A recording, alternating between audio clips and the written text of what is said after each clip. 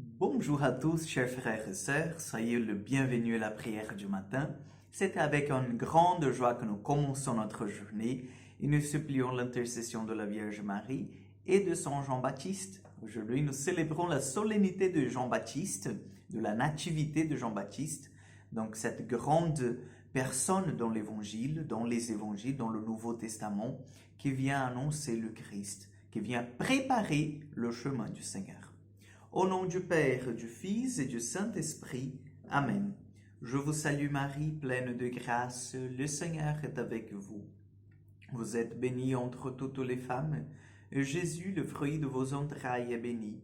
Sainte Marie, Mère de Dieu, priez pour nous, pauvres pécheurs, maintenant et à l'heure de notre mort. Amen. Notre-Dame du Mont Carmel, priez pour nous. Jean-Baptiste, priez pour nous. Nous allons prendre l'évangile de Luc, chapitre 1, versets 57 au 66. Quand fut accompli le temps où Élisabeth devait enfanter, elle mit au monde un fils. Ses voisins et sa famille apprirent que le Seigneur lui avait montré la grandeur de sa miséricorde. Ils se réjouissaient avec elle. Le 8e jour, ils vinrent pour la circoncision de l'enfant et il voulait l'appeler Zacharie, du nom de son père. Mais sa mère prit la parole et déclara non, il s'appellera Jean. On lui dit, personne dans ta famille ne porte ce nom-là. On demandait par signe au père comment il voulait l'appeler.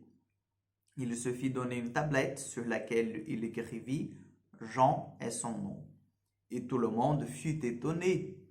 À l'instant même de sa bouche s'ouvrit, sa langue se délia.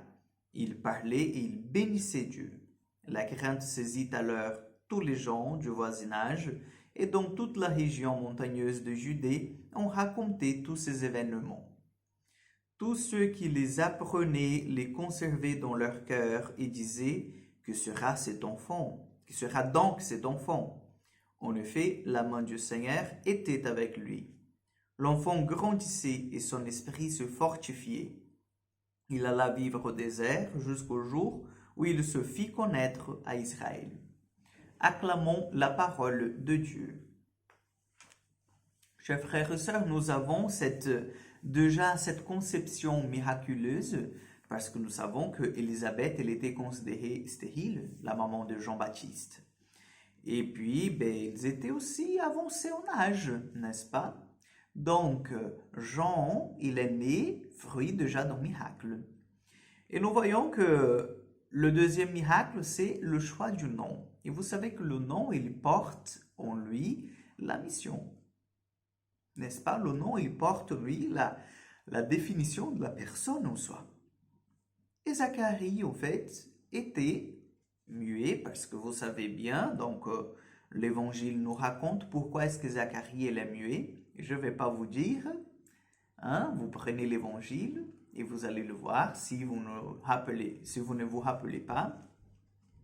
Mais en ce moment-là, nous avons le miracle.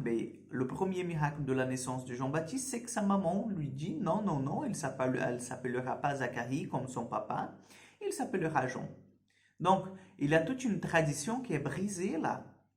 Et pourquoi? Parce que la mission de Jean, elle est plus grande que les traditions des hommes.